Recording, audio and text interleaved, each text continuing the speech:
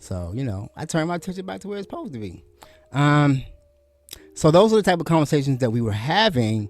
And then when we got to the point where it was time to have the big conversations, which I'm not going to talk about tonight, um, um, ethical non-monogamy, that conversation went. It went. It went. It went. It started. It went good. It went well. So let me go ahead and we're going to talk about ethical non-monogamy 101. Like, what is ethical non-monogamy, or what is non-monogamy, right? So ethical non-monogamy is an umbrella, right? It's the top level, right? What we call ethical non-monogamy can mean a lot of different things, right? And I'm gonna play this other little video by Esther Perel. I think she's brilliant, and I'm gonna play this real quick just to let her talk about what ethical non-monogamy is and how it can work, and then I'm gonna go ahead and bring it on home. So here's Esther Perel. Monogamous relationships can absolutely be stable. Non-monogamous relationships define stability very different sometimes than exclusive relationships.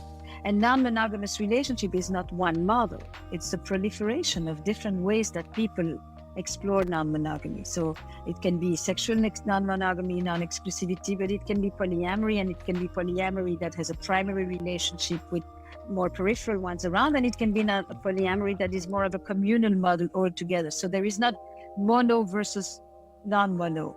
I think that distinction itself has to really be challenged. And for that matter, what are often proclaimed monogamous relationships are often clandestine, adulterous relationships. Mm-hmm. So people negotiate monogamy all the time, but sometimes they just negotiate it with themselves. I think that there is, your question is seductive and fraught. Okay, so I hope that makes sense to you. Not the wrong one, sorry.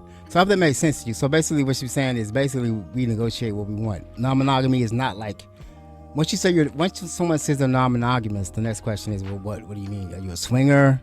Do you just have NSA sex? Do you have an open relationship?